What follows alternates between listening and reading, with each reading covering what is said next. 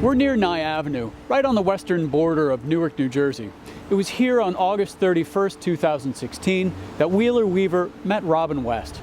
She was a sex worker from Philadelphia, and she was out here with Bernicia Patterson, her good friend. Patterson actually joked around with Wheeler Weaver. She said, "Take care of my sister." She also wrote down Wheeler Weaver's license plate number and saved it as a contact in her phone. She was the last person to see Robin West alive.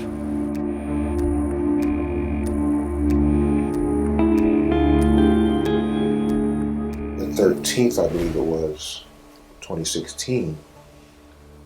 That's when her mom called me. And she said to me, she said, "Oh, they found Robin." So I said, "Let's go get her." She said, "No, they found her body." So I think the whole block probably heard me scream. I hit the wall and it was like butter sliding down the wall.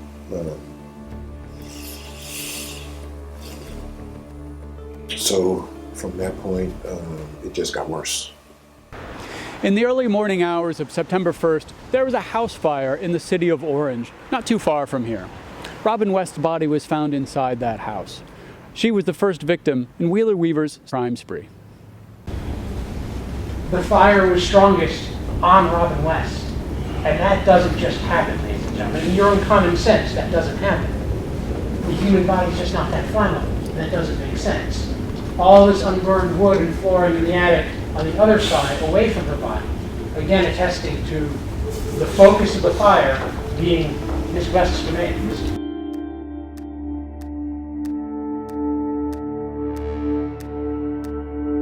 The questions have not been answered. You know, you went to the extreme to these girls were raped, these girls were strangled, but you set my daughter on fire.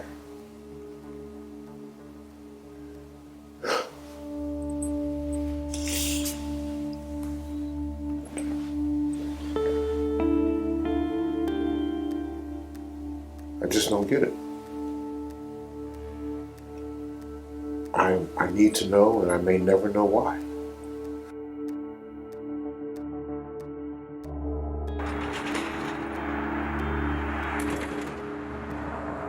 Joanne Brown worked as a stripper and a sex worker.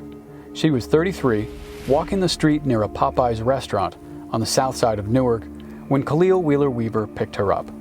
He strangled her just like his 3 other victims. He left her body inside this house, 6 blocks from the home where he lived with his parents.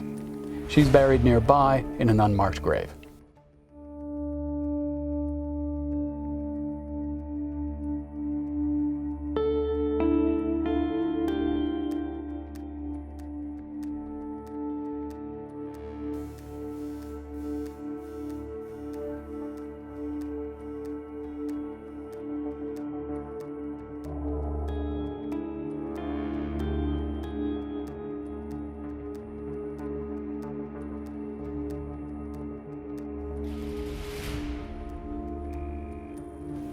Sarah Butler was 20 when she went missing in November 2016.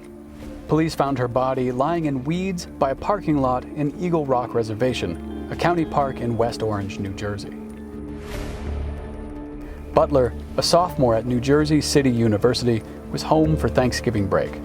She became Wheeler Weaver's final victim.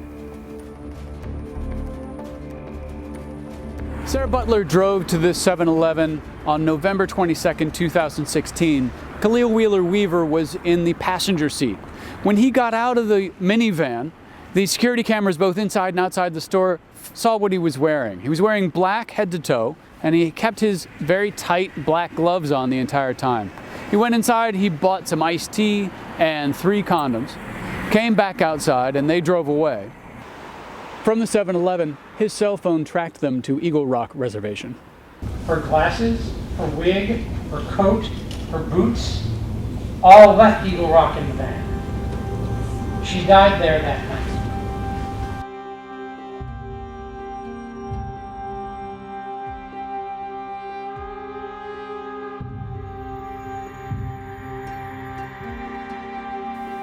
Officers from 2 different police departments, Union Township and Montclair, interviewed Wheeler Weaver during his killing spree in 2016.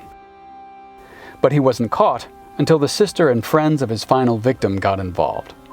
Sarah Butler went missing on November 22nd. 2 days later, Butler's sister, Basania Daly, and two of her friends, Samantha Rivera and Lamia Brown, hacked into Sarah Butler's account on a social media app called Tagged. They discovered Butler's final conversation. Butler had planned to meet a man with the username Lil Yacht Rock, who offered to pay Butler for sex. When the friends discovered this, they decided to set up their own fake account on Tagged. They found Lil Yacht Rock and sent him a message. He responded the same way he had to Sarah Butler, by offering cash for sex. Stalling for time, the women eventually agreed to meet Lil Yacht Rock at a nearby Panera Bread in Montclair. They sent police instead. Lil Yacht Rock gave police his real name, Khalil Wheeler Weaver. 5 days later, police found Sarah Butler's body. Thanks partly to the trap set by Butler's sister and friends, police had a suspect. On the 6th of December, Wheeler Weaver was in custody. She gonna always be gone from us. You know, birthdays, holidays. But, you know, this is some closure. Yes, I would have to say so. During that time, after I talked to her, he calls me, and I'm like, it's my first day at work. And he said, "Son, I have to tell you something." And I'm like, "Okay, what's going on?" Not thinking, you know, something's going on. Like, I knew it was happening. They said she was missing and we can't find her. When he called me and told me that he was like, "Robin's gone," that day my heart just shattered into pieces. I've been telling people, you know, people say, "Oh, you won. And I look at people and I say, you know, nobody's won here. I said, justice was served, but nobody's won. I said, you have 5 families, and I said 5, who have to live a new norm. 3 girls will never return home. 1 will probably live with what happened to her for the rest of her life. And then you have a mother who is watching her son, who's going to go to jail for the rest of his life. You know, so there is no win here. Just justice has been served, but you know, it's a long road still ahead. You know, for all 5 families. Technology, you know how it is. It's about to be 2020. Like, common sense. I don't understand. I don't even understand how some of the stupid things that he did. It's like he wanted to get caught. I was in the car, I had 1 handcuff on. I could have easily just put it around him and pushed with my foot and tried to rip his head off. I could have. That was plan B anyway. I really hate that guy. I really do. I feel like he still has control over me because I'm different. I'm not who I feel like he still won because I'm not the same person I used to be. I'm tired of hiding.